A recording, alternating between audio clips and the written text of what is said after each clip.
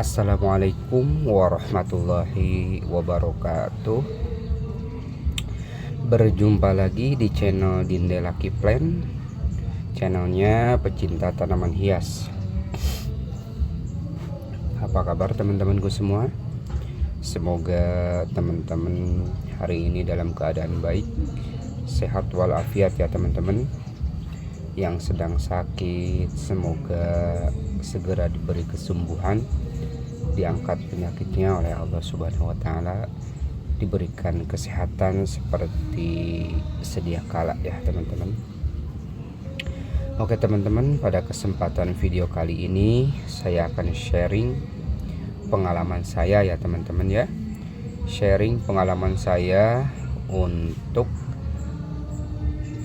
mengatasi masalah kisut atau keriput pada Sansevieria ini ya, yang tentunya kisutnya ini disebabkan oleh dehidrasi atau stres ya teman-teman ya.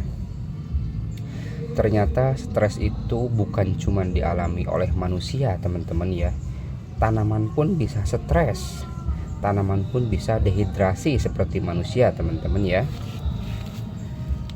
Bahkan hewan pun bisa ya teman-teman ya, udah jelas hewan ya bisa stres, bisa dehidrasi juga ya teman-teman. Di sini saya contohkan beberapa pot tanaman Sansevieria yang awalnya dehidrasi dan sudah mulai membaik ya teman-teman ya. Sini ada Sansevieria robusta dwarf variegata putih ya teman-teman ya. Ini adalah contoh yang awalnya stres, kisut, dan alhamdulillah sekarang sudah mulai membaik ya teman-teman ya. Ini pun semua sama ya, yang masih kelihatan kisut pun ada ya teman-teman.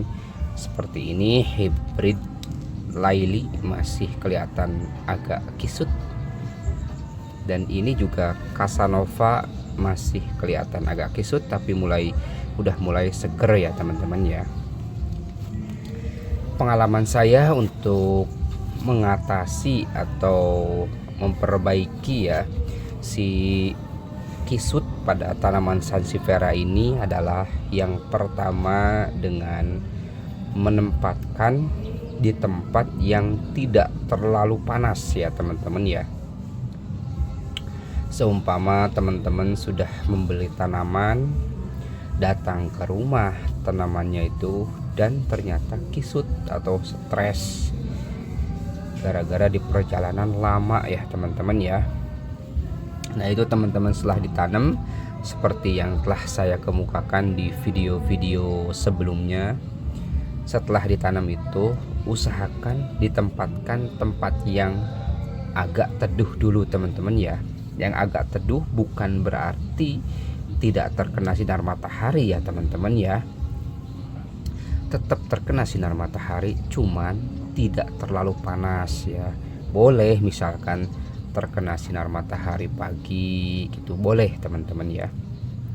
Atau yang lebih bagus ya seperti di tempat saya, di tempat yang saya tanam buat Sansevieria ini, ada bagian depan saya itu yang lebih panas, yang belakang agak adem. Jadi untuk penempatan si Sansevieria yang kisut dehidrasi seperti ini teman-teman ya, yang kalau misalkan saya beli online, nah saya tempatkan di tempat yang intensitas mataharinya tidak 100%. Misalkan teman-teman memakai paranet gitu boleh ya.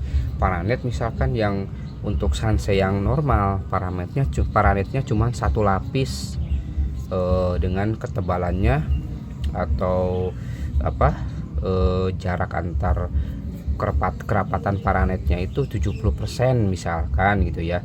Untuk penempatan sansei yang baru tanam atau yang dehidrasi, teman-teman menggunakan paranet double, 2 lapis dengan kerapatan 70% tapi double gitu ya. Jadi si intensitas mataharinya lebih rendah gitu ya teman-teman ya, tidak terlalu panas ya cahaya mataharinya. Itu bisa untuk menyembuhkan si kisut tanaman pada sansevieria ini ya teman-teman ya. Nah, si tanaman kisut ini bukan berarti dia dehidrasi. Ini kan dehidrasi bisa kita artikan dehidrasi itu kekurangan air ya. Nah, kekurangan air ini bukan berarti si sansei ini harus kita siram tiap hari teman-teman ya. Malah itu bakal busuk teman-teman kalau seperti itu. Misalkan teman-teman pemula ya, maaf ini ya, misalkan teman-teman pula ya, misalkan mempunyai sansei kisut seperti ini ya. Nah, kisut seperti ini, nah pengen cepet seger kayak gimana ya? Wah, ya udah ngikutin tanaman pilau, misalkan tanaman aglo, siram aja tiap hari gitu, digerojokin air, busuk insya Allah kalau kayak gitu ya teman-teman. Saya pernah alamin seperti itu ya, terkena air terus tiap hari, busuk ya teman-teman ya. Jadi siram seperti sansei biasanya 2 hari atau 3 hari sekali disiramnya, namun penempatannya jangan di tempat yang terlalu panas ya teman-teman ya. Atau lebih bagus lagi teman-teman menggunakan vitamin B1. Vitamin B1 itu ada untuk menghilangkan stres pada tanaman ya teman-teman ya. Itu bisa membantu untuk mengembalikan tanaman yang kisut ya. Ini kemarin saya panaskan di tempat yang panas banget ya teman-teman ya, sehingga kisut seperti ini ya, merongkol seperti ini teman-teman ya. Tapi alhamdulillah anakannya udah mulai segar seperti ini. Kalau indukannya tidak masalah ya, nama juga indukan ya. Ya, anakannya kemarin kisut banget ya, sampai keriput, tapi alhamdulillah sekarang sudah mulai membaik ya teman-teman ya. Saya tempatkan di tempat yang agak teduh gitu teman-teman ya, tidak terlalu panas. Jadi kalau misalkan teman-teman mau di spray menggunakan vitamin B1 itu bagus teman-teman ya, untuk mengurangi si stres dan dehidrasi tersebut ya teman-teman ya. Jangan kalau misalkan disiram tiap hari teman-teman ya. Bahkan kalau misalkan penyiramannya juga kita bisa perhatikan si medianya masih basah apa enggak ya teman-teman ya. Kurang bagus kalau misalkan medianya masih basah kita siram lagi, itu bahkan bisa mengakibatkan busuk ya teman-teman ya. Nah, ini teman-teman, untuk waktunya berapa lama ya tergantung si jenis sanseinya itu sendiri ya teman-teman. Teman-teman bisa melihat, cek atau sering mengontrol kondisi tanamannya teman-teman sendiri, apakah sudah bagus apa belum. Ketika dimulai dilihat dirasa sudah baik tanamannya, sudah mulai segar, boleh dipindahkan ke tempat yang panasnya full ya teman-teman ya. Jadi dia nggak kaget, perlahan-lahan gitu teman-teman ya.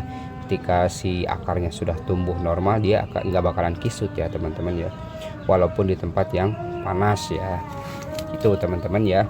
Jadi intinya teman-teman, kalau misalkan punya tanaman sansevieria yang kisut, usahakan simpan dulu di tempat yang mataharinya tidak terlalu panas ya, bukan di tempat yang kayak di kolong rak seperti itu, bukan ya teman-teman ya. Nanti akibatnya akan daunnya memanjang kalau di kolong rak gak kena matahari seperti itu ya teman-teman ya.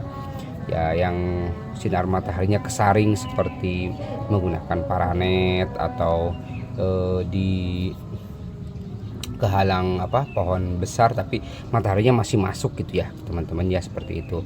Terus yang kedua bisa dispray dengan menggunakan vitamin B1 itu tadi teman-teman ya. Oke teman-teman, untuk video kali ini saya cukupkan sampai di sini. Mohon maaf apabila banyak kekurangan dan kesalahan dalam penyampaian. Terima kasih. Wassalamualaikum warahmatullahi wabarakatuh.